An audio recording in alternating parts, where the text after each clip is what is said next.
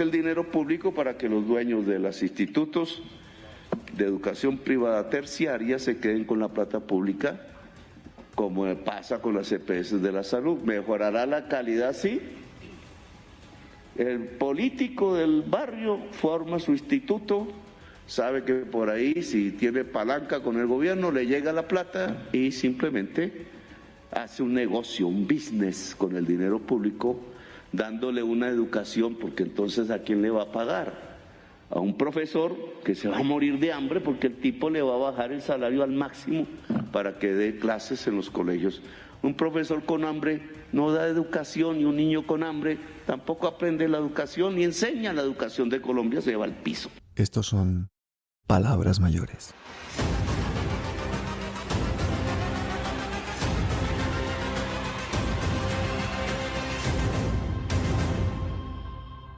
A mí me gustaría darte la primera palabra a ti, María José.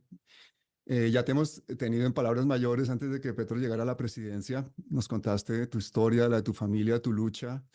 Les invito a todos a que vean esos vídeos. Y les propongo a todos pues, que esta conversación se desarrolle entre ustedes como si estuvieran en la sala de su casa. Yo aquí me silencio en este momento y vuelvo a aparecer solo para despedir el programa, porque lo que creo es que los colombianos merecen esta conversación entre ustedes, que son todos compañeros en la misma lucha. Así que no hay límite de tiempo. Adelante, María José. Bueno, pues no, muchas gracias por haber facilitado el espacio.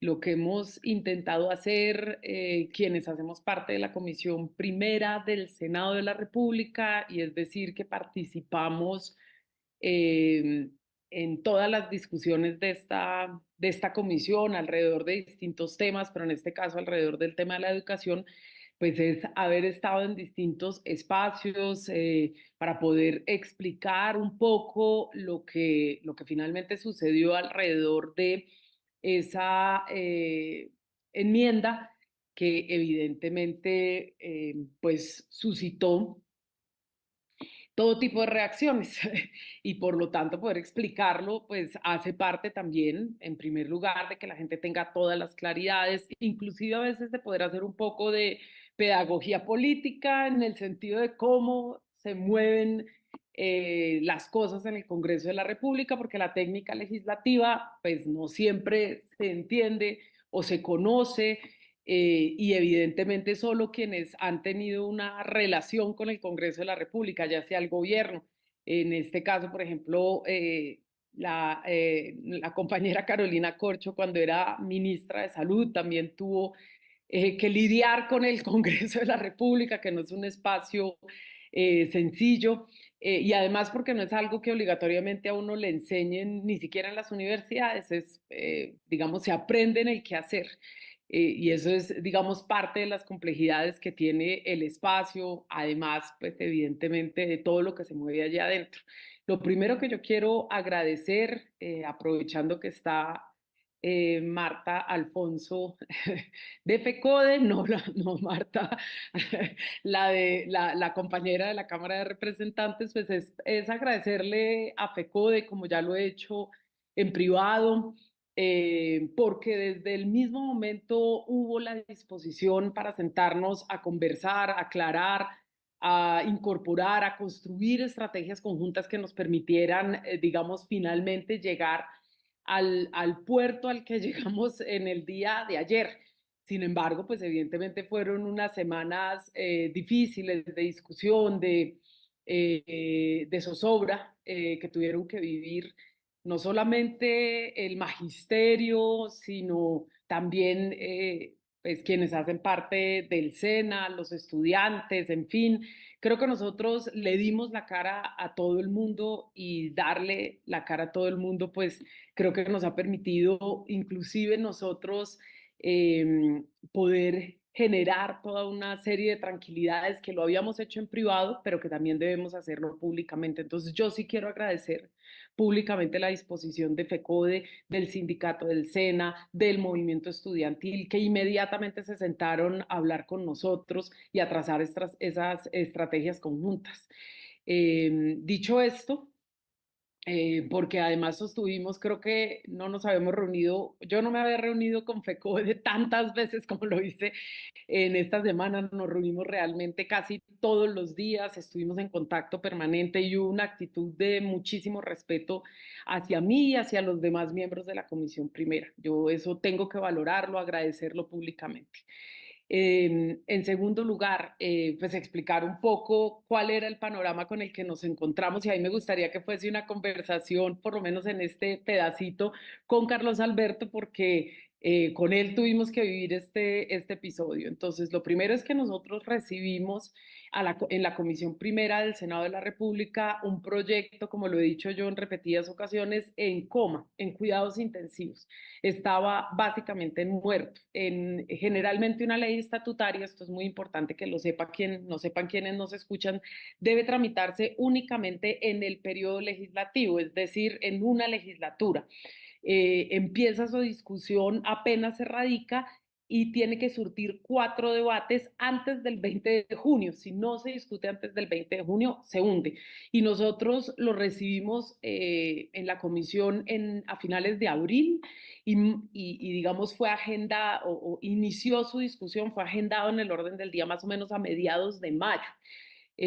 Ahí pues evidentemente el proyecto estaba prácticamente muerto porque se había demorado 8 meses en la Cámara de Representantes, y es muy importante decir también y reconocer el trabajo que hicieron nuestros colegas en la Cámara de Representantes, porque es un proyecto que venía con altos niveles de consenso, así lo entendía yo. Participaron más de 4.500 personas, se hicieron audiencias, foros, etcétera, y por lo tanto, además fue votado, si no estoy mal, casi que por unanimidad en la Cámara de Representantes, pues evidentemente llegaba en teoría con un alto nivel de consenso a la Comisión Primera.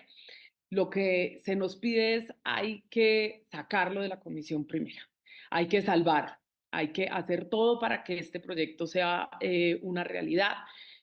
Nosotros presentamos muy rápidamente la ponencia la firmaron en ese momento eh, Aida Bella, Julián Gallo de Comunes, perdón, Aida Quilcue, perdón, del Maíz, Julián Gallo de Comunes, lo firmé yo y lo firmó Fabio Amin del Partido Liberal. Radicamos nuestra ponencia.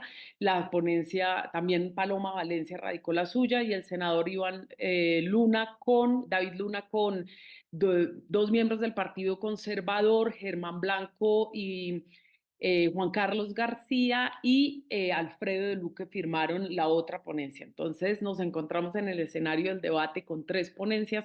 Los primeros 10 o 12 días, si no estoy mal, Alberto, ahí tú mete la cucharada cuando consideres. Los primeros 10 o 12 días lo que vimos fue lo que hemos visto y ha sido el comportamiento de la oposición todos estos 2 años. No llegan, no se sientan, no se conforma el quórum. Hubo un momento en el que inclusive le solicitamos a la senadora Paloma Valencia, ya estaba Ariel Ávila, Ariel Ávila también firmó nuestra ponencia, pero ya llegaba Ariel Ávila, que se encontraba en un foro, y le pedimos, mira, mientras se conforma en quórum decisorio, vaya exponiendo su ponencia, porque así vamos avanzando en la discusión. Ella se negó rotundamente, tuvimos que levantar nuevamente, los tiempos se acortaban cada vez más. Eh, y cuando llegamos a la votación, se hunde se vota de manera negativa, se archiva la ponencia de la senadora Paloma Valencia, y se nos informa que iban a votar de manera negativa nuestra ponencia. Nosotros en ese momento teníamos 6 votos, a lo sumo 7 votos. De los demás no teníamos certeza y ya nos estaban diciendo vamos a aprobar la ponencia del senador David Luna, y por lo tanto nuestro escenario de cara a la plenaria habría sido terrible, no solamente porque salimos, se archiva la nuestra, muy rápidamente David Luna puede acoger las proposiciones de Paloma Valencia, esa ponencia era mucho más regresiva que la ponencia del senador David Luna, que ya era de por sí regresiva, pero por ejemplo tenía la posibilidad de que la fuerza pública pudiese entrar a las universidades, declaraba la educación como un servicio público esencial, lo cual limitaba la la movilización del magisterio, los bonos escolares, es decir, ella avanzaba, digamos, con una posición absolutamente regresiva, de la cual David Luna tampoco era absolutamente lejano. De todas maneras, ellos comparten una posición y una decisión en el Congreso de la República al haberse declarado ambos partidos como partidos en oposición. Así que nosotros, ahí es cuando viene digamos, la maniobra un poco arriesgada, proponemos mejor una enmienda. ¿Esto qué quería decir? Que no salíamos de la ponencia, que no llegábamos con, digamos, en un escenario de absoluta debilidad a la plenaria, que no terminaba aprobándose en la plenaria una ponencia absolutamente regresiva, porque íbamos a entrar a la plenaria a discutir sobre la ponencia de Luna y por lo tanto intentar llegar a un acuerdo. No hay muchas enmiendas que se hayan hecho en el Congreso de la República, inclusive tuvimos que debatir internamente sobre viabilidad jurídica y legal de ese escenario. Nos sentamos evidentemente a trabajar y lo que nos dijo Luna en ese momento fue: yo no me muevo una coma de mi ponencia. Y nos sentamos a hablar. Evidentemente, técnicamente es el Ministerio de Educación quien lidera la, la negociación. Es más, habiéndose hundido la ponencia de Paloma Valencia, la llevaron al espacio de concertación. Y ahí es donde nosotros pedimos, si viene Paloma Valencia, también que por favor esté presente el senador Alberto Benavides y que esté presente la ministra de Educación en este espacio.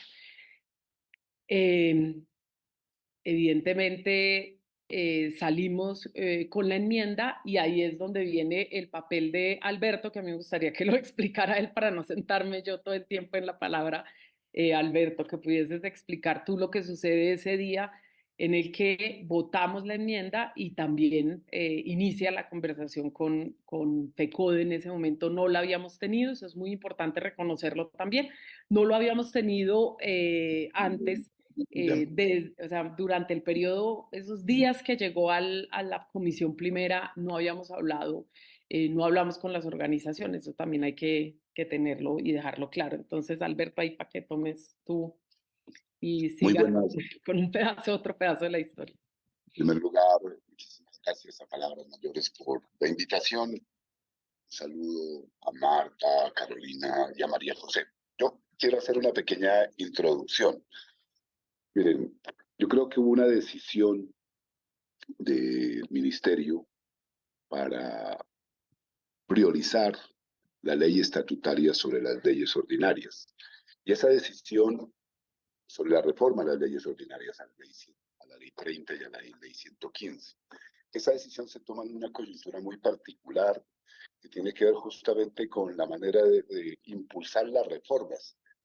Y hay tres reformas que son claves: la reforma pensional, la reforma laboral, la reforma de la salud, que hacen parte, digamos, del cuerpo neurálgico para la restauración del Estado Social de Derecho, que tienen un protagonismo fundamental y que tienen también un engranaje entre ellas, y que dan una serie de reformas que son, pues, esenciales también para el cambio, entre ellas la reforma de la educación, la reforma agraria, la reforma de la justicia, entre otras, que no hacen parte, digamos, de ese engranaje neurálgico del establecimiento del Estado Social de Derecho, pero que son protagonistas fundamentales de la transformación en Colombia, ¿no? Y que tienen, digamos, otros tiempos y otros ritmos, como lo hemos visto, tanto desde lo planteado por el gobierno como de lo que viene ocurriendo en términos de la política en general.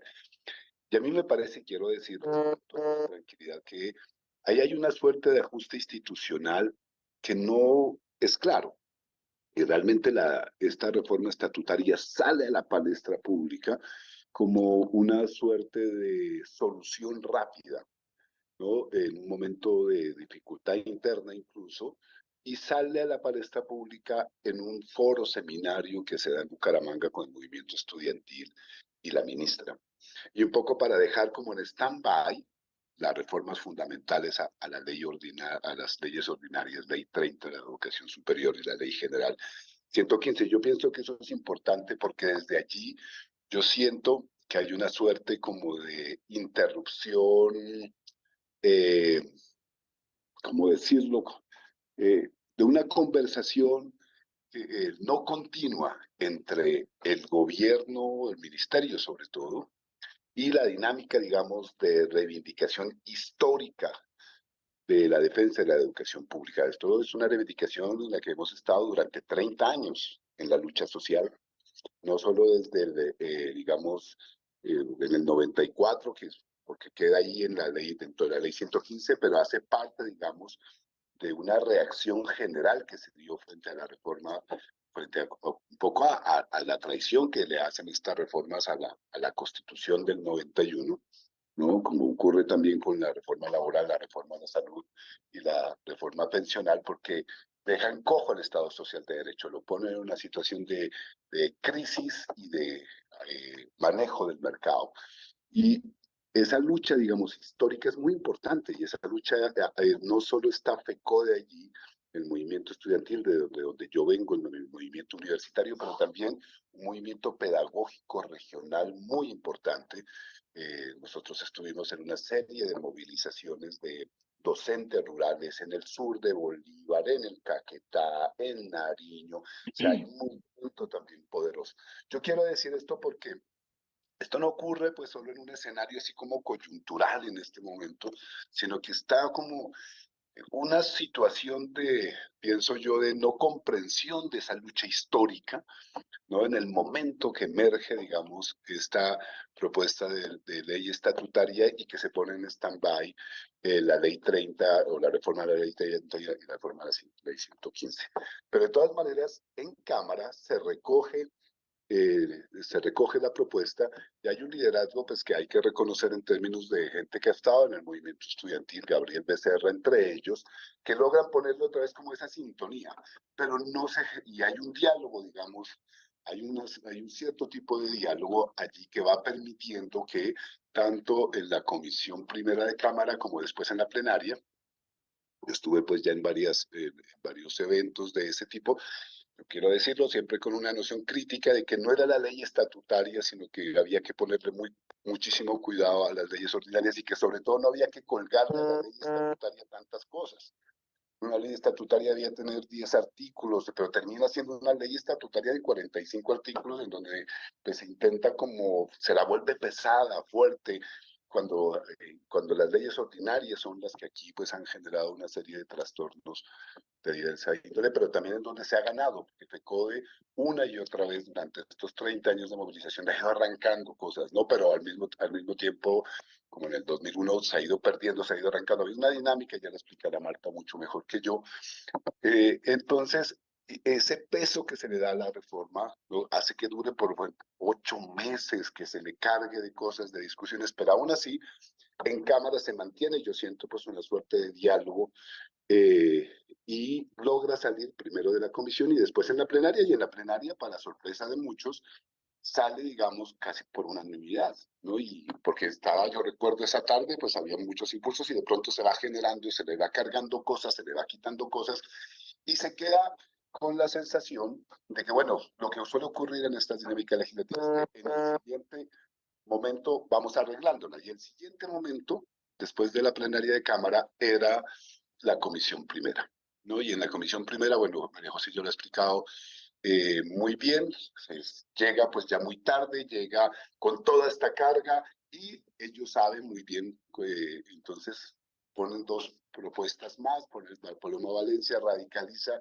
hace una ley absolutamente regresiva, o propone una ley absolutamente regresiva, David Luna intenta generar una suerte de sintonía recogiendo elementos que había que reforzar en la lectura de ellos, especialmente la noción de mixto y la noción de educación mixta y la educación de nivel terciario, y una suerte de relativización de lo que implica la financiación, pero ponen en antesala, y hay un juego allí, saben que son mayoría, se hunde la propuesta de Valencia, pero quedamos en una situación de desequilibrio en términos de la propuesta con la propuesta de David Luna. Hay un juego allí, digamos, que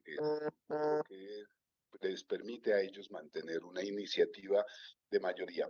Pero allí, de todas formas, yo tengo que decirlo, pues no hay audacia del ministerio. Miren, hay una situación que es muy particular. Hay mucha sensatez, hay cumplimiento, hay disciplina de la ministra. Va a todas las... Está allí a las 9 de la mañana. Días y días que está de las 9 de la mañana hasta la 1 y no pasa nada. Y vuelve, porque no la agendan, ¿no? Porque no la ponen en discusión. Y otra vez, y otra vez, y otra vez. Se hace incluso una serie de controles políticos y demás, hasta que por fin se sitúa, pero en ese momento había que generar, pues, y yo lo alcancé a decir un par de veces, había que generar una relación, ¿no? Nosotros veníamos hablando con varios espacios estudiantiles, con varios espacios regionales, pero se da a entender de que existe la relación, de que hay una conversación que viene, vuelvo y digo, desde lo que había ocurrido en cámara. Eso para mí me parece muy importante porque es la sensación que nosotros tenemos. Yo, como lo sabe María José, pedí ser coordinador ponente, pedí ser ponente. Yo conozco, pues ha sido parte de mis reivindicaciones de vida la educación. Yo he sido docente en primaria, en secundaria, en universidad, a nivel de doctorado. He estado en muchas regiones, conozco el tema, pero bueno, hay una situación de la bancada también que no permite, pues, que no nos conocemos tanto quizás, ¿no? Y hay una situación, obviamente, de la mesa directiva de la primera. Entonces, nosotros estuvimos durante 3 semanas también un poco a la saga, esperando a ver qué ocurría en la discusión de los ponentes, que yo los veo a la ministra muy juiciosa y a María José y los demás ponentes también muy ahí, diciéndoles, bueno, ¿cómo vamos a hacer? Agenden esto, pónganlo esto, pero, o sea, muy, y midiendo también la situación en la que estábamos, porque la gente piensa que nosotros hubiéramos podido hundir la reforma ya como está en una situación de crisis en la Comisión Primera y no teníamos la capacidad de hundirla. Eso es muy importante porque, pero ¿por qué no la hundieron en primera? No había cómo. No, porque si nosotros teníamos 6 votos, podíamos ganar 1 o 2 votos más, quedábamos con 8 votos y ellos tenían la mayoría para pasar la propuesta de Luna. Esto es muy importante que lo tengan en cuenta, porque ahí dice, pero ustedes, ¿por qué no la hundieron? No había, así nos hubiéramos retirado. Para evitar hacer con, ellos tenían la posibilidad de pasarla. Entonces, lo que hacen los No, y ponentes... si se votaba la nuestra y no teníamos los votos suficientes, se entendía como hundida y avanzábamos inmediatamente con la ponencia del Senado. Ganando la de Luna, que era esta propuesta. Entonces, ¿qué se hace en ese momento, en esa situación? Pues se genera esta mesa de trabajo que la he descrito, y el error que se comete en esa mesa de trabajo realmente, y nosotros sí tenemos que reconocerlo, es que Paloma Valencia, que ya había sido derrotada en la comisión y en la votación, y entra con todos los juguetes de su propuesta derrotada. Eso es lo que ocurre, pero en ese momento, en esa situación, la ministra toma la decisión, no de que ella hubiera podido hundirla, no podía hundirla en ese momento en términos de votos, hubiera podido sacarla quizás, pero ellos tenían una propuesta ya de ponencia y se toma la decisión ya conversada, yo quiero decir esto, ya conversada de que una vez votada la enmienda, nosotros dejáramos una serie de proposiciones para mantener abierto y obligada la votación en la plenaria. Esto es muy importante porque nosotros logramos, como bancada del pacto, situar más o menos unas 14 proposiciones que afectaban justamente los artículos que eran los más regresivos en la enmienda. No es que haya una situación de ingenuidad en ese sentido. La ministra genera una orientación, es una propuesta de gobierno, genera una orientación en términos de que hay una serie de seguros en términos de estos artículos regresivos y nosotros ponemos las proposiciones como constancias. ¿Qué implica poner una proposición como constancia? Que obligatoriamente tendrá que ser tenida en cuenta en la siguiente fase de deliberación y votación. ¿Cuál era la siguiente fase de deliberación y votación? La plenaria. ¿Qué ocurre ahí?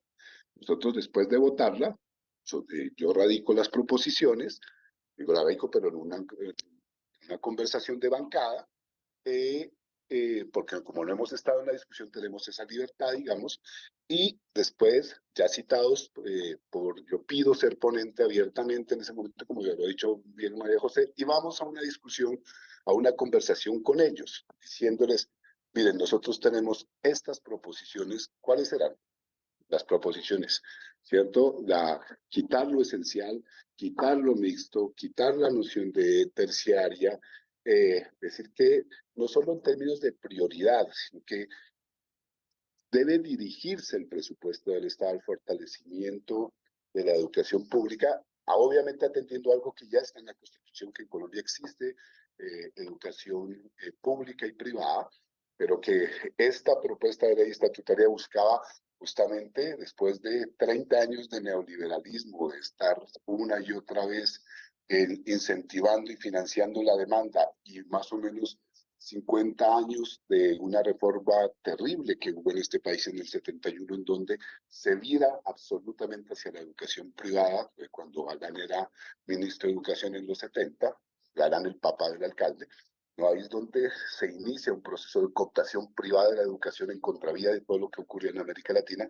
Entonces, esos son nuestros elementos fundamentales, y la evaluación docente, que no podía ser para nada una evaluación que tuviera como parámetro el rendimiento estudiantil. Hablamos una otra vez, yo mismo pues vivido esa situación en el norte del Cauca, en Nariño, lo que implica la violencia, lo que implica el hambre, lo que implica la desigualdad, para unos chicos que en un esfuerzo muy tremendo comunitario y familiar están proyectando y fortaleciendo la educación, y a unos docentes que viajan, que van y se dedican a esa educación, y que lo que había que hacer era todo lo contrario, fortalecer sus capacidades académicas, pedagógicas, didácticas, etcétera, etcétera. Ese fue nuestro planteamiento. Avanzamos incluso 2 días en esa discusión, ¿cierto? Ellos, cuando se dan cuenta, que yo lo tengo que decir tranquilamente porque los argumentos nuestros son contundentes. Mire, por ejemplo, de evaluación es muy contundente. No puedes evaluar por rendimiento académico un colegio en Bogotá,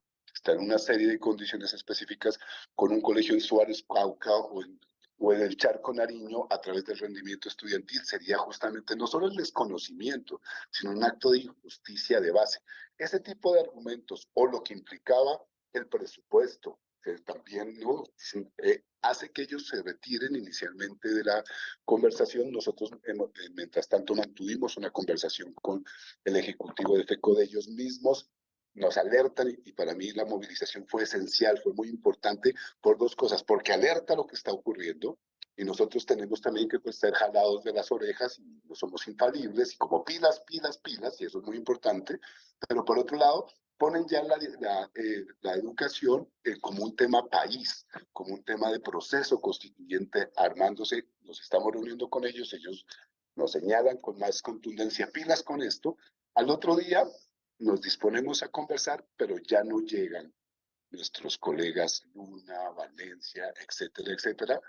Y finalmente se nos dice, miren, Pero es frente a muy las propuestas, importante porque, Alberto, un segundo, la cita era a las 7:30 de la 7:30, mañana.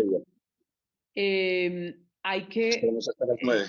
la fuerza de la movilización de FECODE incluso obligó a que ellos flexibilizaran una posición absolutamente radical que tenían cuando yo les dije, el senador Luna dijo, yo no me muevo una coma de mi ponencia, ¿sí? La discusión que tuvimos después se dio en unos términos distintos. Evidentemente, después del anuncio de la movilización, tanto de FECODE como por parte del SENA, no solamente acogieron, digamos, todas las proposiciones del SENA, inclusive antes de que nosotros lo dijéramos, sino que, o que lo propusiéramos, sino que flexibilizaron su posición, y eso permitió digamos que pudiésemos avanzar en la discusión. Pero cuando al otro día, después de la conversación con FECO de esa noche, el día de la elección del Contralor, Ellos ya se habían ido, ¿no? Ellos ya ellos, el día exacto, anterior sí, habían decidido retirarse de la mesa de conversación, pero quedamos de vernos a las 7:30 de la mañana, y a las 8:56, es decir,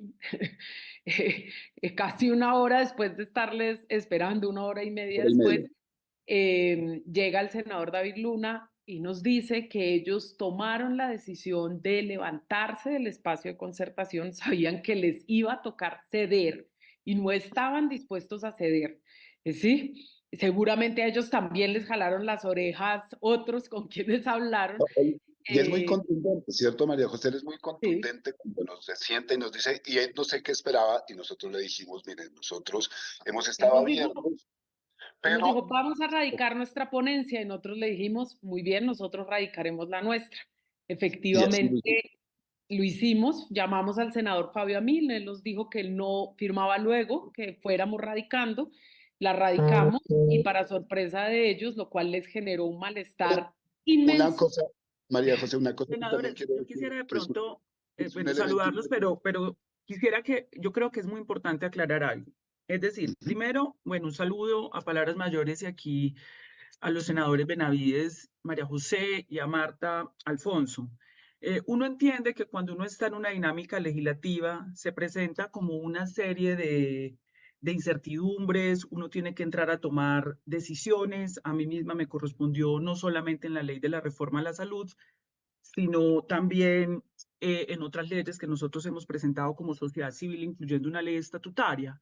Pero cuando uno entra al terreno incierto del Congreso de la República, uno tiene que tener claro cuáles son unas líneas rojas, cuáles son unas esencias, porque el problema no es aprobar un proyecto, es que se apruebe el contenido que efectivamente avance en el sentido correcto de un cambio y una transformación. Y no quiere decir que no se hagan concesiones, se pueden hacer concesiones, pero en el sentido del cambio, no del retroceso.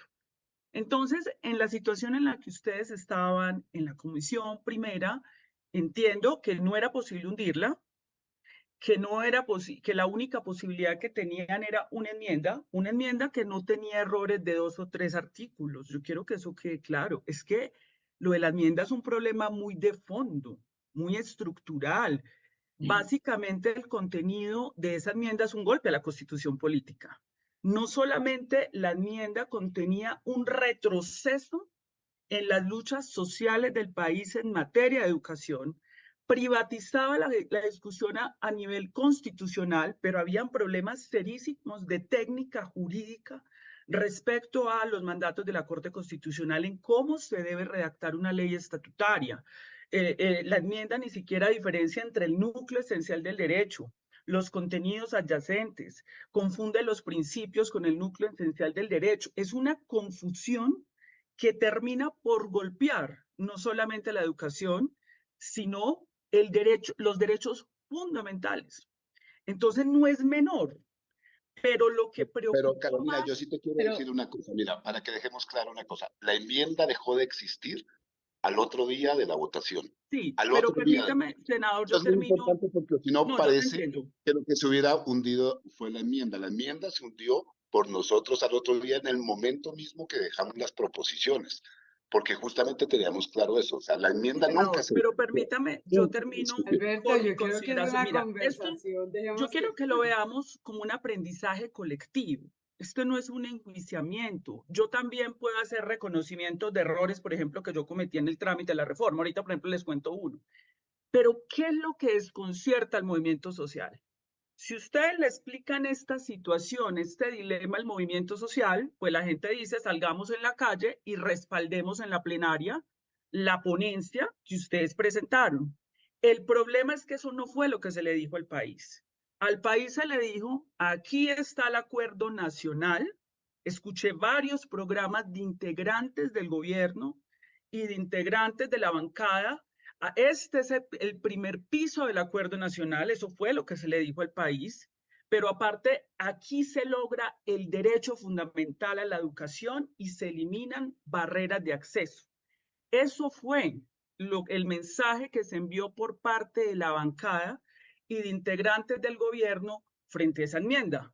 Eso genera mucho desconcierto cuando el movimiento social va a leer qué es lo que ustedes presentaron como el acuerdo nacional. Decimos, esto no es el acuerdo nacional, esto es un retroceso. Si ustedes le explican a la gente y plantean en estos términos, el movimiento sale y lo respalda en la ruta legislativa que ustedes estaban trazados, pero es que ustedes no dijeron eso, dijeron que ese era el acuerdo nacional. Y yo sí quiero que hagamos un planteamiento de entonces qué entendemos por acuerdo nacional. El acuerdo nacional no puede ser entonces que nos pleguemos al retroceso del país en materia de derechos fundamentales. Eso no puede ser el acuerdo nacional. El acuerdo nacional no puede ser la defensa del statu quo.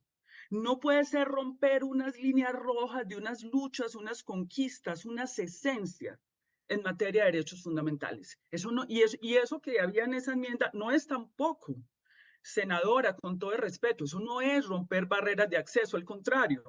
Eso que ustedes presentaban aquí se garantiza el derecho fundamental no era lo que decía ahí. Eso genera un desconcierto y por eso el movimiento social tiene que salir a las calles. ¿Y por qué sale a las calles? Porque ve una crisis de representatividad. Es que nosotros confiamos en que hay una bancada que nos representa, pero esta bancada nos está dando un mensaje contradictorio. Entonces nos corresponde a nosotros de manera directa interpelar al Congreso porque la bancada no es clara con nosotros. Eso es lo que lleva a FECODE a las calles. Ustedes adoptan una actitud adecuada.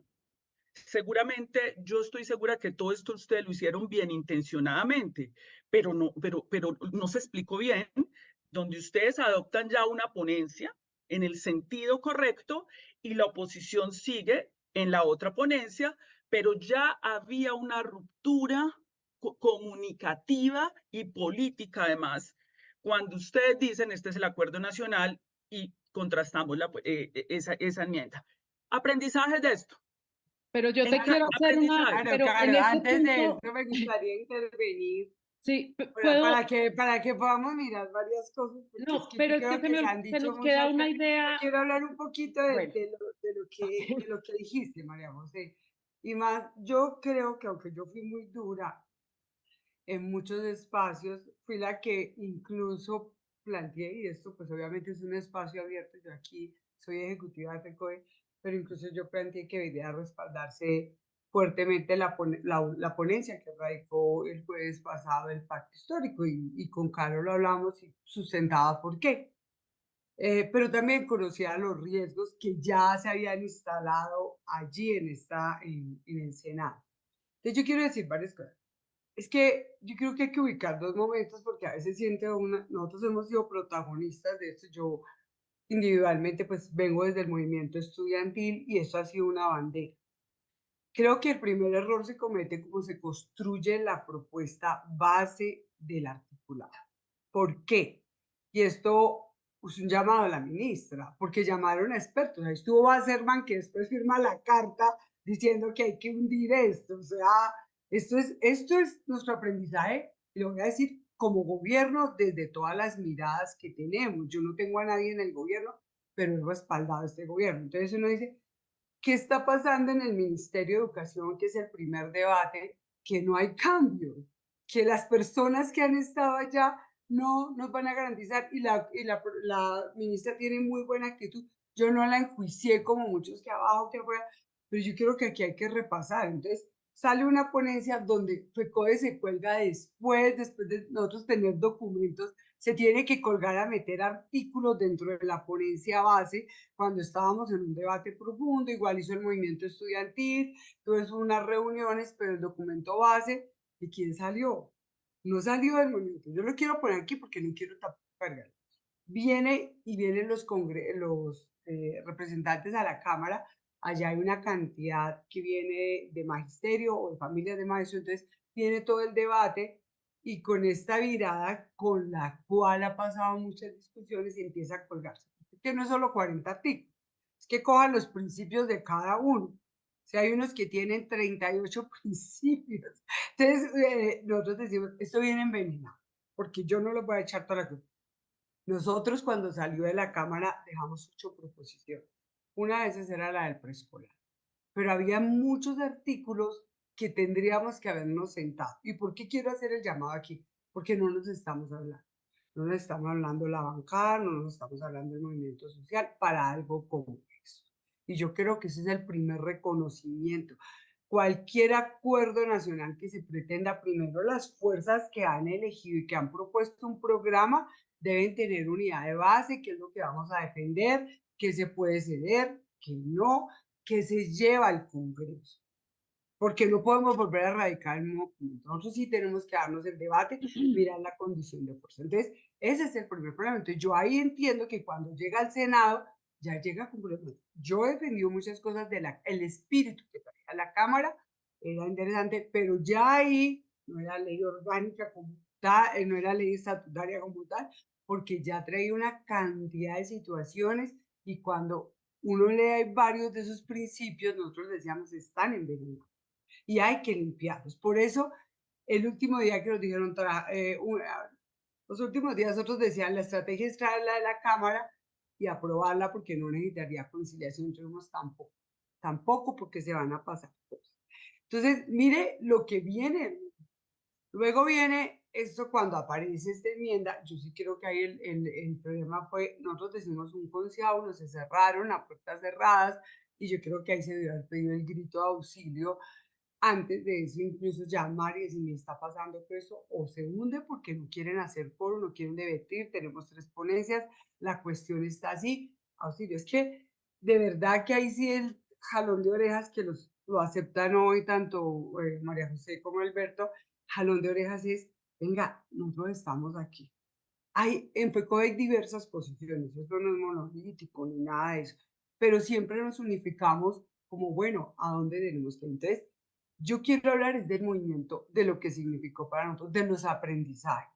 Y esto es una lección. Nosotros no habíamos sido gobierno, incluso ayer era una sensación rara porque a mí me entrevistaron muchísimo los medios. Ustedes están con el gobierno, no, estamos exigiendo al Senado que legisle de frente al pueblo. Y siempre reconocí el trabajo que hicieron para que se radicara la ponencia con las posiciones y en todas mis intervenciones lo he hecho. Pero aún esa ponencia con las proposiciones es Frankenstein, o sea, trae todo el histórico de lo que viene. Entonces, lo que de la Cámara de antes, de cómo se construyó. Entonces, yo creo que aquí la primera discusión es las propuestas y nos incluye también autocríticas a nosotros y al movimiento estudiantil que nosotros llevemos tienen que ser sobre la base de lo que el programa planteó y el documento base sale de quienes han planteado una propuesta y sobre esa base se puede mirar, se hace la apertura y se mira qué se consensúa, qué se incluye, qué no.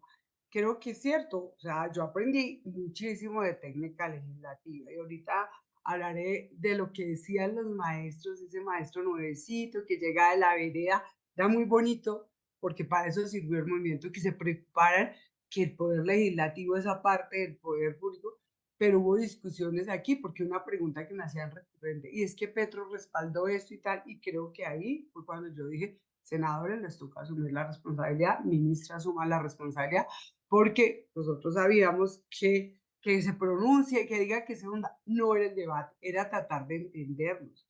Aprender este proceso no ha sido fácil, ha sido muy difícil, pero yo sí quiero decirles aquí que no había unas claridades de lo que plantea Carolina, que era una ley estatutaria, de a qué llamamos derecho fundamental y quién lo garantiza. Eso se fue perdiendo en el debate.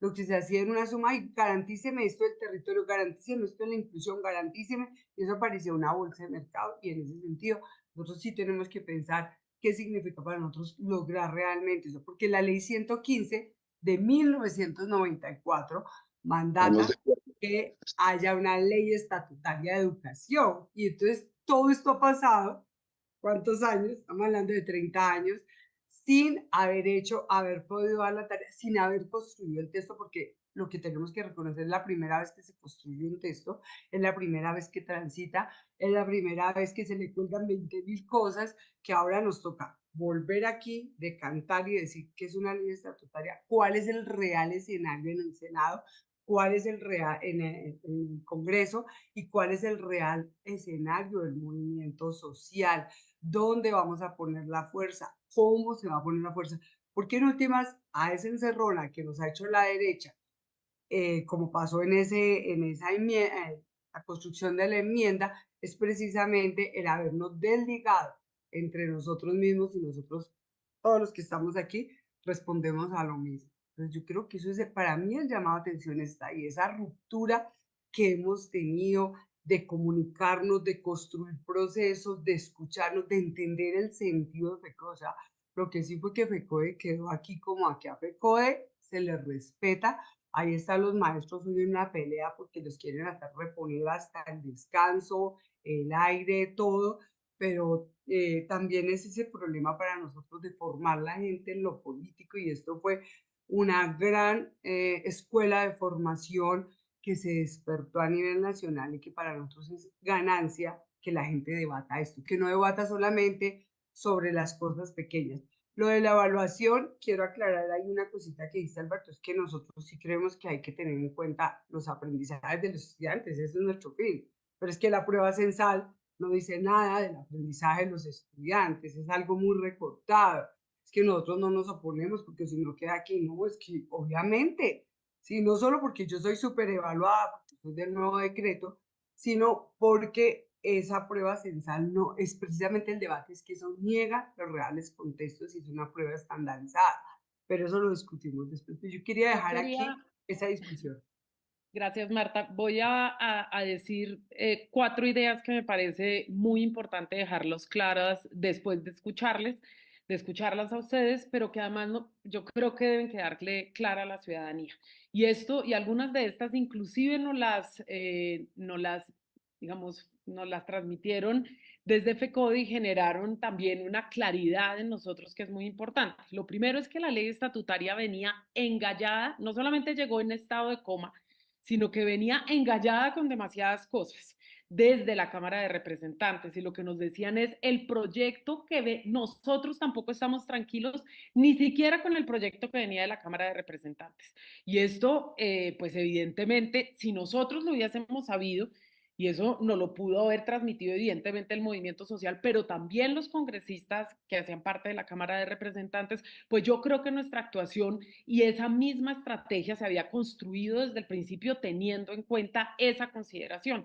Y es que ojalá tal vez nos hubiésemos mantenido, si te entendí bien, Marta, como en el espíritu original de una ley estatutaria, es decir, que se decreta como derecho fundamental y de ahí en adelante viene una ley ordinaria que empieza a reglamentar el derecho fundamental que se ha reconocido mediante la ley estatutaria. Y eso porque, por ejemplo, le habían metido...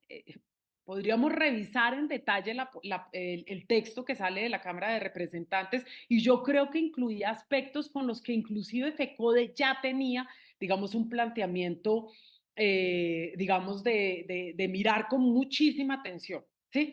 En segundo lugar, y voy a terminar con la reflexión última de Marta, pero en segundo lugar hay algo aquí muy importante. Primero, una estrategia no se hace pública y menos una estrategia legislativa, porque si se hace pública no funciona, ¿sí? Porque soldado avisado no muere en guerra, así de sencillo. Si se hace pública, no funciona. Y para nosotros, evidentemente, estaba absolutamente claro de que estábamos hablando de un acuerdo parcial para poder avanzar hacia la plenaria, donde teníamos una correlación de fuerzas muy distinta a la correlación de fuerzas que tenemos en la comisión primera. Y para avanzar y para que quedara claro que era un acuerdo parcial, nosotros mismos dijimos en la intervención que habían aspectos con los que no coincidíamos, es decir, enunciamos que estábamos en desacuerdo con aspectos que estaban en la misma enmienda y por lo tanto procedimos a radicar toda una serie de proposiciones que nos hizo llegar FECODE, entre otras, que nos hizo llegar el SENA y otras que teníamos nosotros y que fueron radicadas a través de Clara y del mismo senador Alberto Benavides. Esto tiene que quedar claro. Para poder avanzar en la discusión a plenaria, que era el objetivo, sacarla de la comisión primera y llevarla a la plenaria, donde teníamos un margen de maniobra completamente distinto al escenario que se nos presentaba en la comisión primera, donde además ustedes recordarán, sin ningún tipo de vergüenza, nos robaron la presidencia de la comisión primera, que le correspondía al pacto histórico este año, y rompiendo los acuerdos se le entregó a Germán Blanco del Partido Conservador. Y esto es la primera vez que sucede en el Congreso. Así de débil es nuestra posición en una de las comisiones más importantes, a pesar de que somos 4 en este momento. Pero eso nos posibilitó el hecho de haber dejado radicadas esas constancias, el hecho de haber enunciado que retomaríamos el diálogo después, nos permitió luego presentar una ponencia que no solamente no era solamente la que venía de Cámara Inicial nuestro, sino que recogía las demandas de FECODE y del SENA, porque sin eso no hubiésemos podido hacer y nos hubiésemos enfrentado a un terreno muy complicado en la plenaria de la Cámara de Representantes. Hoy es evidente que uno, luego mirando el resultado del partido, puede hacer toda una serie de valoraciones, pero lo cierto es que en ese momento estamos en medio del partido y hubiésemos podido coger un camino o el otro, Carolina, pero escogimos un camino que nos llevó a una posición en la que pudimos elegir también libremente cómo era que íbamos a actuar. De otra manera, tal vez no hubiésemos tenido las mismas libertades. Y yo creo que eso es importante también explicárselo a la gente. Lo otro es que en mi criterio no existe una crisis de representatividad, no existió. Yo creo que el país tiene perfectamente claro cuál es nuestra postura política, qué defendemos nosotros, cuál es el modelo de país que nosotros defendemos, hacia dónde caminamos. Y si no, pues imposible que después de todos estos años de estar en las calles con el movimiento social, de haber enfrentado demandas, de haber defendido con muchísima valentía como lo hemos hecho. Yo llevo 5 años, ya 6 años en el Congreso de la República. Imposible que después de todos estos años no haya claridad sobre cuál es mi lugar político, cuáles son mis lealtades y y que no exista claridad sobre ello. Imposible que no exista después de 6 años de una defensa férrea, de estar ahí firme, digamos, de haber mantenido una claridad durante 6 años de cuál es mi lugar político y cuáles son mis lealtades y dónde estoy. Y en tercer lugar, perdóname porque son 4 ideas muy graves, el papel del movimiento social y los congresistas. Y yo creo que ahí Marta, e inclusive tú, Carolina, tienen muchísima razón. Yo creo que todos nos enfrentamos a un escenario diferente. Es decir, ni habíamos sido gobierno, nosotros siempre habíamos estado en la oposición, nos ha tocado asumir e inclusive cambiar muchas de nuestras posturas después de estar muchos años en la oposición para aprender a ser gobierno y una bancada de gobierno y al movimiento social para entender cuál es su relacionamiento también con este nuevo gobierno, con un gobierno que es distinto a los gobiernos anteriores. Y yo creo que esto evidentemente nos sirve a todos de reflexión porque el papel del movimiento social tiene que seguir siendo el papel del movimiento social, no importa quién esté en el gobierno y si el gobierno es lo más cercano a ellos. Hay un papel de exigencia que tiene que mantenerse e inclusive de diálogo. Tal vez nos confiamos, claro, esta gente es nuestra y lo van a saber hacer, pero a veces hay un conocimiento después de años de lucha que no obligatoriamente comparte uno en su especificidad y que por supuesto tiene que haber una transferencia de conocimientos de lado y lado para que podamos ser cada vez más efectivos en nuestros propósitos. Y finalmente el acuerdo nacional. El acuerdo nacional, cuando lo decíamos como un piso, no es que ese es nuestro, vamos a decir, no es que sobre esto ya de aquí en adelante nosotros vamos a entregarlo todo porque estamos en el marco de un acuerdo nacional. No, lo mínimo era construir canales de diálogo. El piso es ese, el canal de diálogo que en teoría queda construido. Sobre los contenidos podemos discutir muchísimo y tendríamos que profundizar, pero por lo menos construir un mínimo canal de comunicación cuando es inexistente, pues evidentemente uno lo valora como positivo porque nos permite avanzar sobre las discusiones. Si no existe eso, es imposible que nosotros podamos llegar nunca a digamos, a ningún punto mínimo de diálogo. Y eso lo vemos inclusive en la construcción de paz, lo difícil que es también allí construir esos canales.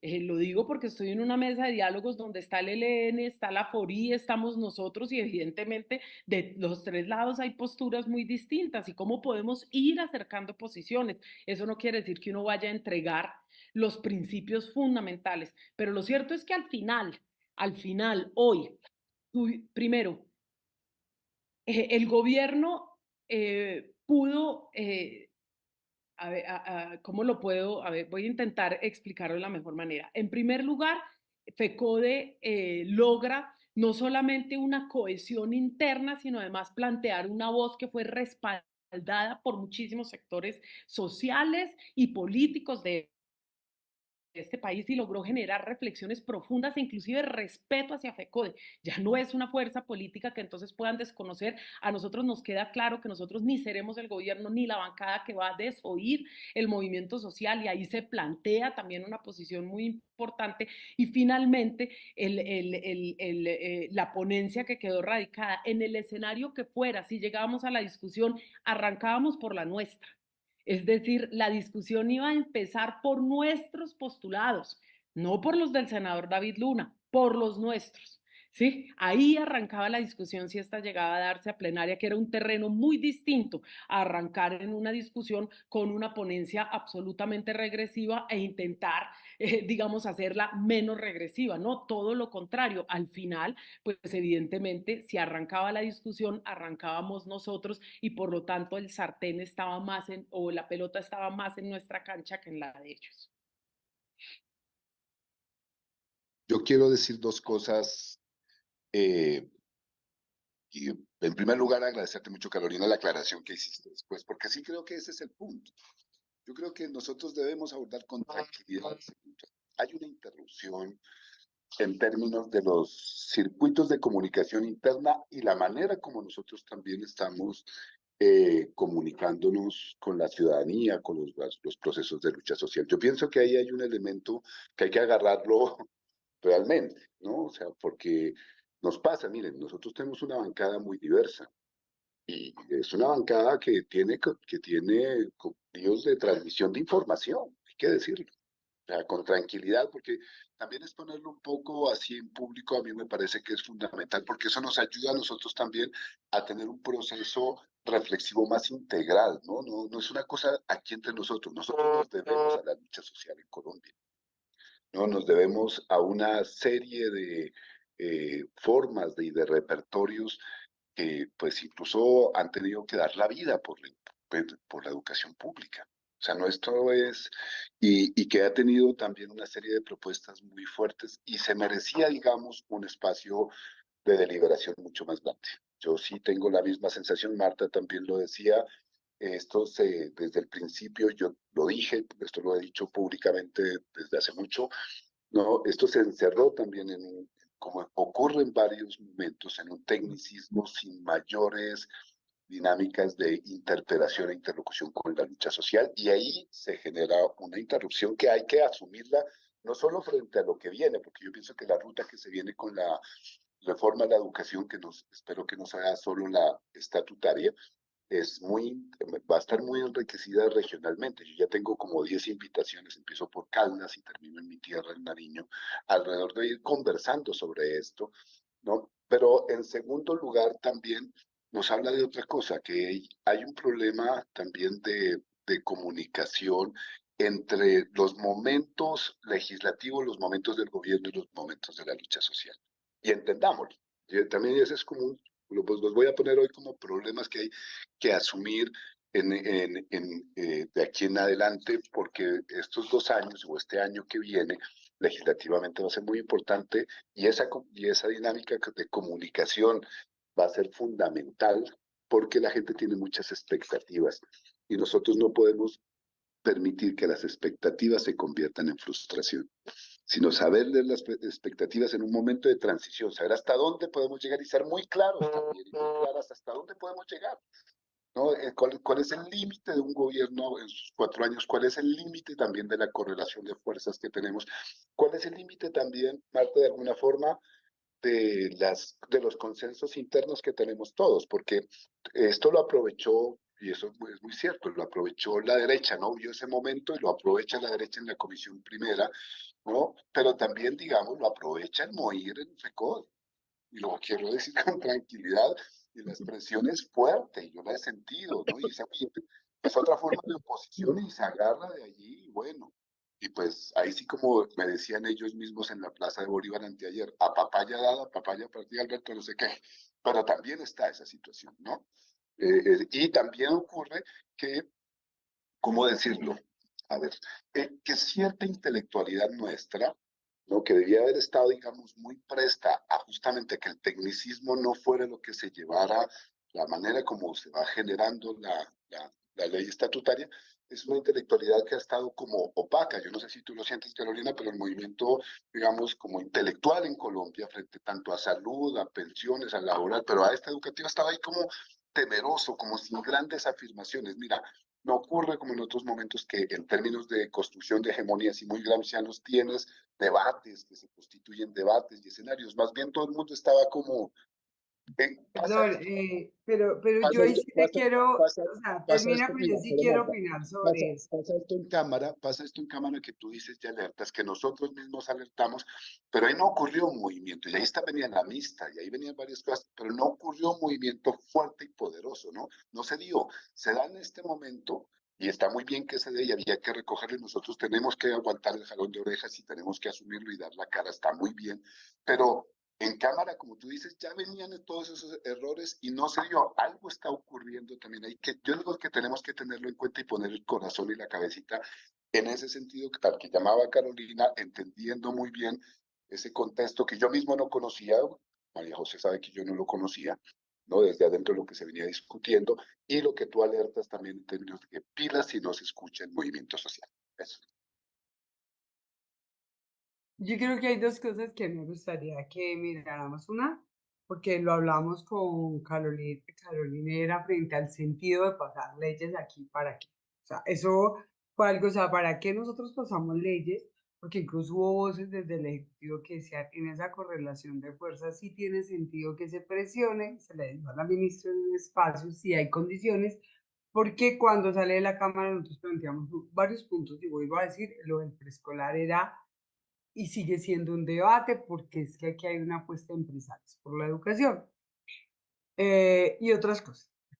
El hecho es que yo quiero decirles con esto, mire, si nosotros queremos reconstruir algo hay que mirar en qué hemos fallado. Para mí, desde el movimiento social y desde PECODE, ha habido fallas porque yo ayer cuando se cerró pues celebraba, pero por dentro decía, qué rico que este movimiento hubiera sido para respaldar la ley estatutaria de educación, o sea, y lo dije en algún momento, o sea, yo terminé como con una tusa ahí, como con un dolor en el ano, que sea semejante movimiento, se gana porque, y lo hice como con esa conciencia, hacer mucha pedagogía, cuando hicimos el Facebook Live con Carolina, yo le decía, hay que aprovechar el momento para que la gente entienda que es todo esto una ley estatutaria, que cómo funciona el Congreso, por lo general, qué significa el movimiento social, pero yo creo que esto debería ser para hacer los balances, o sea, ya contamos qué pasó, todo lo que se nos presentó, tal,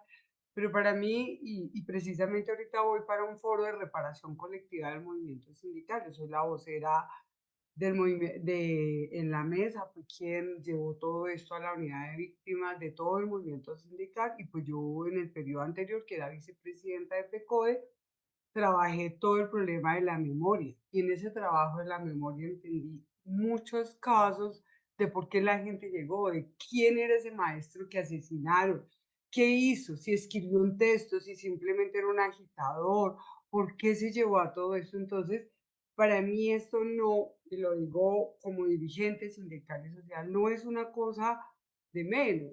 Y sí, tristemente en este periodo como quedo en minorías, porque ya tengo minoría y me sacan del cargo y tal, sino que mantengo pues ser vocera del proceso de reparación colectiva y que ya lo tengo aquí en este foro. Entonces lo que yo les digo es, yo creo que a mí algo que me ha enseñado el trabajo de memoria histórica del movimiento sindical fue trascender de la consigna a entender quiénes eran esas personas. Y lo digo porque cuando yo leí el texto de Cartas, María José, yo siempre me centro en quién era esa persona y por qué hizo lo que hizo. Eh, ¿Por qué tu papá o la mamá de Carolina o el papá hicieron lo que hicieron en su momento? ¿Quiénes eran?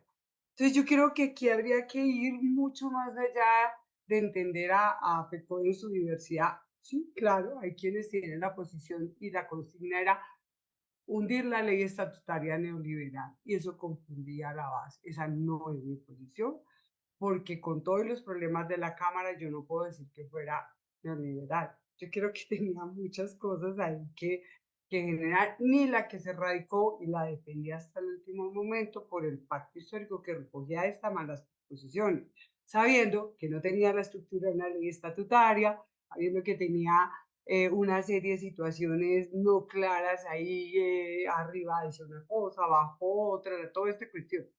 Pero ¿por qué lo quiero decir? Porque es que nosotros hemos apostado a un cambio y a un gobierno y a una propuesta donde el problema de la educación era la bandera central. y se ha diluido. Se ha diluido no solo por lo presupuestal, se ha diluido porque el Ministerio de Educación no tiene una apuesta de cambio. O sea, se hacen unos eventos, se dice una cosa en la evaluación, se dice otra cosa, y eso no nos está ayudando. Yo creo que lo que queda de gobierno 2 años es una reflexión de para qué es el Ministerio de Educación. No es solamente, y nos metimos en muchas luchas, estamos con el debate de cambiar el modelo de salud de nosotros, que es una discusión diferente a la reforma de la salud, porque nosotros tenemos nuestro fondo, ahí está el debate pensional y nosotros vamos diferente. Y eso no se ha leído, o sea, no se ha leído por qué fue que hoy llegué a esa condición y todo eso estuvo transversado, todas esas luchas y todas esas situaciones especiales de nosotros por muertos, por vidas y cosas muy tenaces. Mire, toda la contrarreforma educativa se dio en el 2001, la más fuerte, Ley 715, Decreto 78 de evaluación. Y quiere que les diga una cosa, el pico más alto de violencia antisindical para el magisterio se dio entre 1999 y 2002, que terminó el decreto 1278, que es nuestro decreto de ingreso de los docentes, ya el 70% casi somos de ese decreto, que es el sistema de evaluación docente esencial. Todo esto no lo conocen ustedes. Y nosotros no conocemos entonces el otro lado. Entonces, ¿cómo nos estamos hablando? Porque no es un problema de romanticismo, aunque sí llore mucho cuando escucho a los hijos, a las hijas, a los sobrevivientes de esto, sino es por lo que ha significado esto para nosotros y nosotras. Y yo siento que también en FECODE nos hace falta contarlos. El año antepasado se hicieron los 40 años del movimiento pedagógico y no se sacó un espacio ni siquiera para contar los trabajos de memoria, porque nos da miedo leerlos, porque todavía nos da miedo y muchas de mis amenazas tienen que ver con eso. Entonces yo quiero decirles es que esto es más profundo, compañeros. Yo les entiendo la técnica legislativa, pero esto que nos pasó es una oportunidad para mirar qué es lo que estamos haciendo, qué es lo que tenemos que rehacer. El desgaste de la legislatura es total para todo el mundo, porque son muchas cosas, pero aquí hay un país que tenemos que leer, aquí hay una propuesta de lo que venimos siendo y para dónde somos, que no se leyó. Y vuelvo y digo, la ley estatutaria, el primer documento se construyó con un equipo de super intelectuales, que después varios firmaron la carta y fueron la última carta diciendo que se hundiera esta. Entonces, yo quiero que es el momento, venga, ya unos días paremos, ¿qué es lo que vamos a llenar al Congreso? ¿Cuál va a ser el trámite? ¿Dónde vamos a centrar? ¿Cuáles son nuestras líneas rojas? ¿En qué momento viene la técnica? Pero no podemos quedarnos en lo técnico para no debatir todo lo que ha pasado aquí. Y esto también es un llamado que yo se lo hice a los compañeros y compañeras, porque ¿cuál fue nuestra actitud si cogimos la bandera? Mire, en el foro educativo del año pasado a mí me invitaron nacional de ponente con Marco Raúl Mejía y nosotros propusimos, o sea, que se cogiera el día E y se dijera el día de la ley estatutaria de educación y se debatiera, porque ese día se para con maestros, padres de familia, y lo cogiéramos como bandera. Y en eso tiene razón, esto se llevó así, entonces como que éramos nosotros ahí medio jugando en medio del debate. Nosotros, y lo digo así, María José decía, yo recorrí a la calle, tal, no sé qué, todo ese debate es, ¿qué perdimos nosotros del estallido social para aquí? ¿Dónde nos están las conexiones y desconexiones? Y lo digo aquí, haber hecho esa lista cerrada trajo también mucha gente que no era la que representaba y eso nos generó debates, y lo digo con todas las claridades, que pasan pasivos, que nunca dijeron nada en todo el proceso y salieron, qué pena, también oportunistamente, ahí se va a decir, sí, tal, no sé qué, pero donde ellos también hicieron el puente.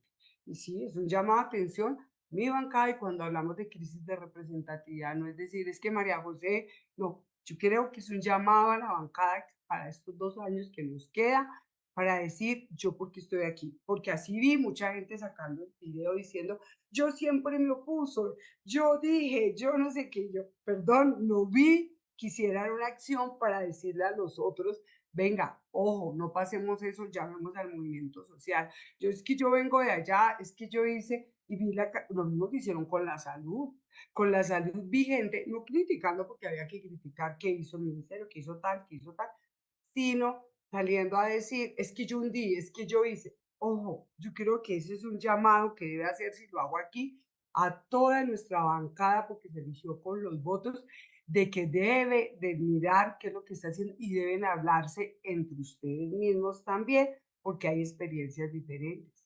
Pero aquí hay gente que apareció, y no estoy diciendo ustedes que estaban frenteando, que cuando se armó el tierrero y cayó todo allá, salieron con videos así, si ven lo que les pasa, y yo, no voy a decir lo que dije, no en público, dije, perdón, ¿y dónde estaban antes? ¿Sí? ¿Por qué no lo advirtieron? ¿Por qué no fueron a decir si son del sector que esto estaba pasando? Entonces, no es un llamado a ustedes solamente, o sea, si es llamado, yo creo que lo reconocen cuando dicen, nosotros debimos de haber, como decir, venga, está pasando eso, sino es a todo. Y esto es fraternalmente, para que pensemos en ese futuro ahora, para que cuando tomemos la decisión, porque no nos pueden dejar de lado, que yo soy activista, yo soy una fuerza política, es que hago parte del pacto histórico, estuve en la construcción del programa, llevo 40 años de lucha aquí desde chiquitica, entonces, y mi fuerza política dice, nosotros queremos que esas decisiones de nosotros y nos que van a ser duras para el próximo periodo sean abiertas, sean de construcción, sean de aprendizaje. Y créame que el compromiso no es solamente con esta norma, es poder que nosotros entremos en un diálogo diferente y debate, porque nos sentimos muy solos en muchas cosas, compañeros y compañeras, porque puedo decirles así, yo sé que estamos del mismo lado, pero aquí hay lecciones que aprender de esto y más profundamente, y no son solo ustedes o los que estaban en la comisión primero, son todos. Ese desayuno que hicimos allá, entonces sí, la gente dice así, tal, embarramos, tal, pero yo he visto gente muy activa del PAN, que no puede estar en todo, muy activa. Lo que ha hecho mi tocaya Marta Alfonso, que cuando la amenazan a ella también me amenazan a mí, cuando eso es, todo lo compartimos, ¿sí? Entonces, eso les digo, es una cuestión que, venga, paremos, leamos. Yo ya sé lo que pasó en la técnica. Yo decía, yo no me imagino en la comisión primera en esa situación. ¿Yo qué hago? ¿Entierro? ¿Qué hago? Tal. Había que dar una salida. Yo entiendo que eso viene de un proceso, pero aquí lo que queda es esa lección. ¿Cómo nos estamos pensando en estar aquí? Ser minoría en el Congreso y ser la bancada del gobierno, y entonces todo esto va a seguir pasando en una situación donde lo único que tenemos es, como lo ha dicho el presidente, el constituyente primario, y el constituyente primario fue el que habló en las calles. Y eso es la lección que nos queda aquí de cómo podemos, qué podemos hacer durante este tiempo. Yo quiero dejarles esto porque es mi sensación de, ¿y ahora qué hay que hacer? ¿Por dónde meter?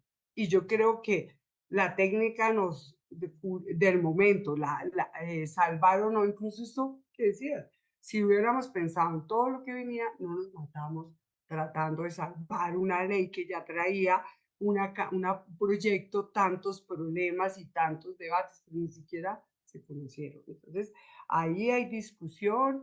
Ahí en ese momento que ustedes estaban encerrados, logramos que la senadora Clara López, a través de una OTL que venía del magisterio, nos recogiera y pusiera las proposiciones, pero nosotros nos sentimos muy maltratados, como digo, bueno, sí, nosotros, venga, es que nosotros, esa es nuestra bandera, miren, los acuerdos de FECODE dice, trabajar por una ley estatutaria de educación, ahí está en el acuerdo 2023.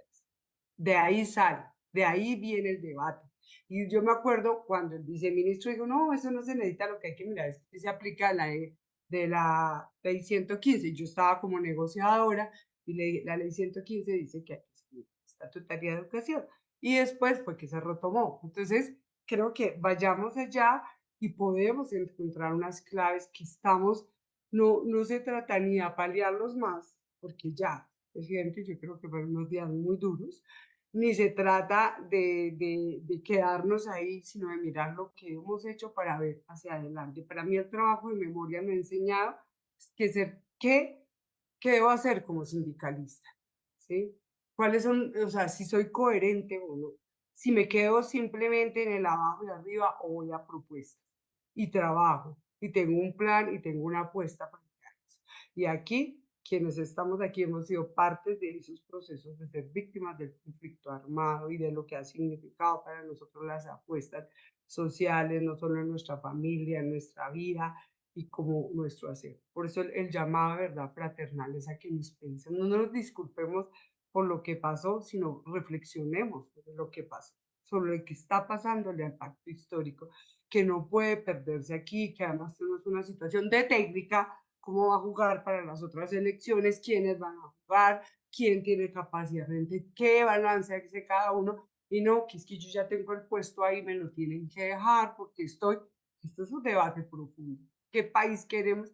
Y no lo íbamos a construir ni siquiera teniendo el gobierno, ni siquiera hubiéramos podido sacarlo así tuviéramos una correlación de fuerzas mejor en el Senado. No, esto merece pensarse qué vamos a hacer, dónde vamos a centrar. Nosotros necesitamos sacar la reforma al SGP porque son los recursos para educación, salud, saneamiento básico, agua potable.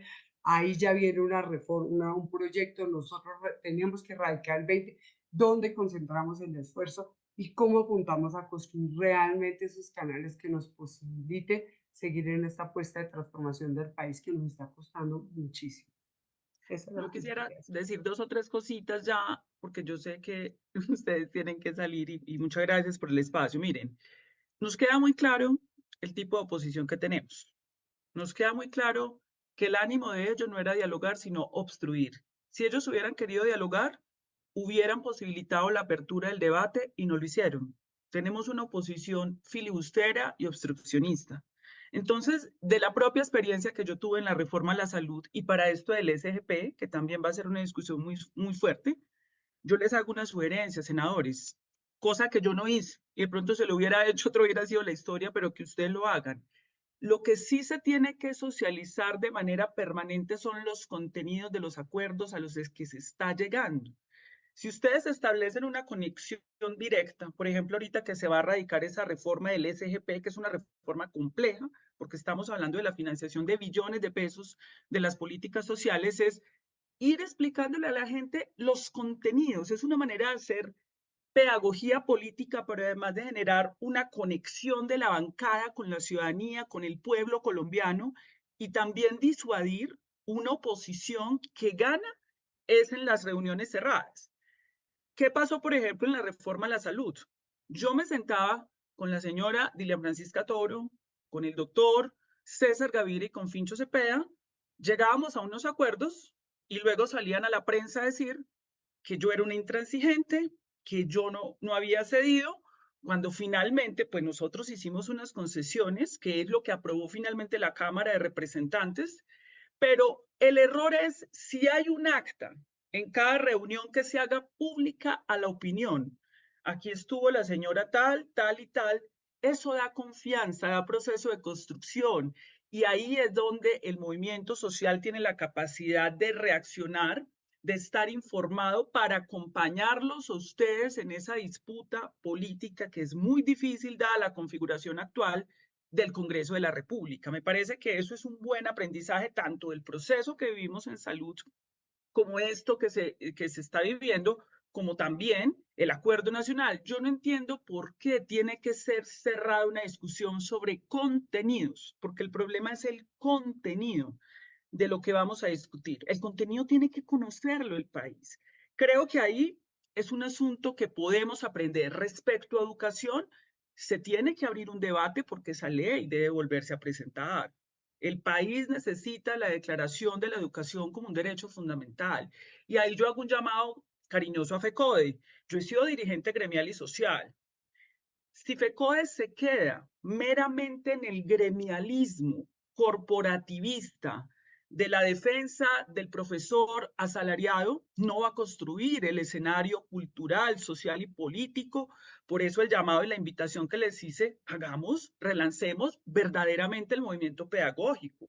El movimiento pedagógico es el escenario de las ideas y el pensamiento para movilizar a los trabajadores de la educación y la cultura, como decía Abel Rodríguez, para legitimar y construir legítimamente esa ley estatutaria que se tiene que volver a presentar.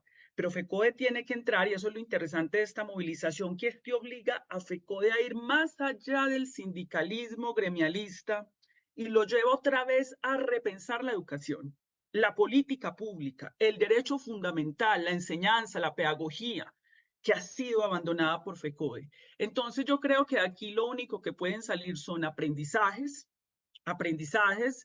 Tiene que quedar claro que aquí somos compañeros y compañeras de lucha y que estamos, digamos, como en la misma senda. Tenemos un congreso muy difícil y pues cuenten con nosotros en lo que podamos aportarles y apoyarles, senadores, y de verdad gracias por el espacio. Y Marta, gracias por esta conversación. Bueno, muchísimas gracias a todos. De verdad que ha sido un ejercicio de transparencia muy grande. Siempre dicen que la izquierda solo se reúne para pelear y miren, esta vez se pudo hablar y tranquilamente y ampliamente. ¿Hay alguien que quiera decir algo más que se le haya olvidado algo? María José, por favor. El micrófono, el micrófono. Lo primero es que, perdona, yo sí voy a decir algo. Lo primero es que yo creo que evidentemente no solamente nos tenemos que reunir más, sino que a veces piensan que es una discusión frontal, y yo creo que si algo tiene que definir este momento es nuestro sentido y nuestro principio de unidad. No podemos seguir avanzando con organizaciones fragmentadas, con partidos políticos fragmentados, con posiciones lejanas donde vemos el enemigo en, digamos, en quienes son nuestros más cercanos aliados y amigos, ¿sí? Eso no puede seguir pasando, y nosotras y nosotros tenemos la inmensa responsabilidad de empezar todos a navegar juntos hacia ese lado, porque es la única forma en la que vamos a superar no solamente estos 2 años. Estamos en la mitad del gobierno, es decir, estamos a tiempo de sentarnos a reflexionar, de parar para reflexionar, porque se vienen 2 años mucho más difíciles o muy complejos, y yo creo que a veces la urgencia de estar respondiendo constantemente a los ataques no nos permite pensar sobre lo esencial. Y el llamado tanto de Marta como de Carolina, y el que hemos hecho nosotros también en distintos espacios. A mí me encanta poder hablar con Carolina, porque ahora entonces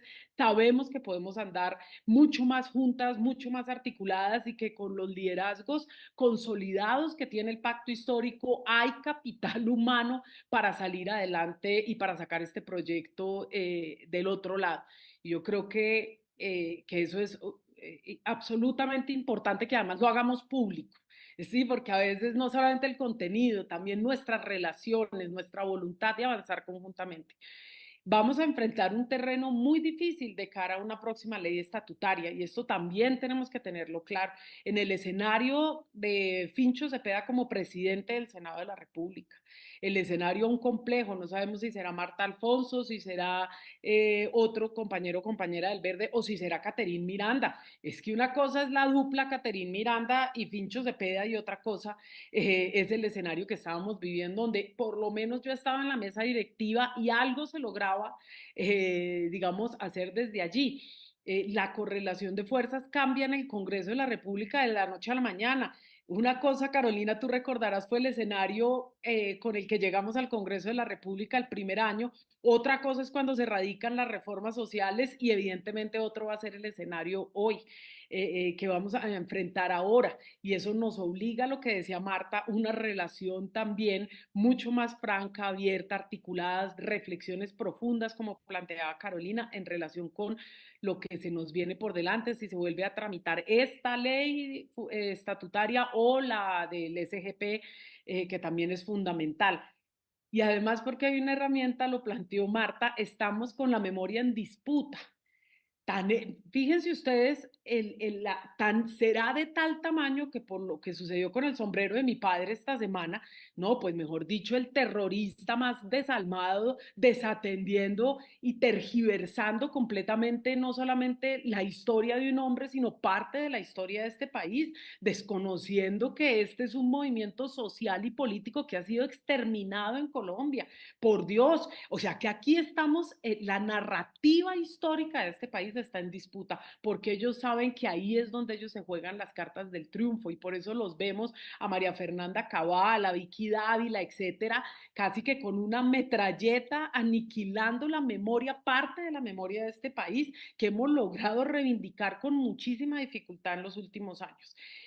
Así que frente a esos dos escenarios, la unidad es el único camino. Tenemos que abrazarnos, tenemos que acercarnos, tenemos que dialogar y tenemos que empezar a construir proyecto común. Eso era todo, y de verdad muchas gracias, Pablo, por el espacio, Alberto, que ha sido un coequipero maravilloso con la salida de Alex, por supuesto Carolina y Marta. La certeza de que siempre vamos a estar allí y que podemos Oiga, ¿y hacer saben mucho quién más juntas. quién va a terminar el programa de hoy? Lo va a terminar un colombiano que ha retuiteado un vídeo que Carolina, cuando estuvo en la marcha de FECODE ayer o antes de ayer, al final le hicieron subir a la tarima y estuvo dando unas palabras. Alguien la grabó con un teléfono móvil, ejemplo de comunicación. Y un colombiano ha retuiteado ese vídeo, un señor Gustavo Petro, que me parece que alguien lo conoce por aquí, y que dice: la educación pública es la gran llave de la justicia social y la equidad. ¿Cómo era que pretendían usar los recursos públicos para las instituciones privadas de garaje de los politiqueros? ¿Qué tienen en el corazón? Y a continuación pone la intervención de Carolina Corcho en la Plaza Bolívar, improvisada, que ahí se las voy a dejar. Y a todos ustedes, muchísimas gracias. Hasta siempre. Estos micrófonos están siempre abiertos para el progresismo, así que bienvenidos todos. Un abrazo, qué rica conversación. Chao, chao. Chao. Adiós, un abrazo. Maestros y maestras, trabajadores de la educación y trabajadores de la cultura. Hay que hacer una revolución cultural en Colombia, y eso se hace con la educación. Son ustedes que aquí están demostrando el compromiso que ustedes tienen con niños, niñas y jóvenes. Y yo invito a FECODE y a ustedes a que relancemos el movimiento pedagógico. Hay que abrir un debate duro en Colombia. ¡Viva el movimiento pedagógico del magisterio colombiano! ¡Viva, viva, viva! El movimiento pedagógico que se relance desde el magisterio debe interpelar esa cultura mercantil del individualismo, de la competencia, de la exclusión, de la mercantilización de los derechos. Ese movimiento cultural debe interpelar la corrupción, debe interpelar la violencia, tiene que instaurar una cultura de la paz y la democracia. Entonces, desde aquí mi invitación para los trabajadores de la educación y la cultura, de la transformación de nuestra Colombia, es que empecemos a asumir ese cambio, relancemos nuevamente este movimiento de 40 años para abrir un debate, que no nos vengan a decir entonces acá que serán las universidades privadas, los colegios privados, los cuales respetamos, y como dice la Constitución, deben existir,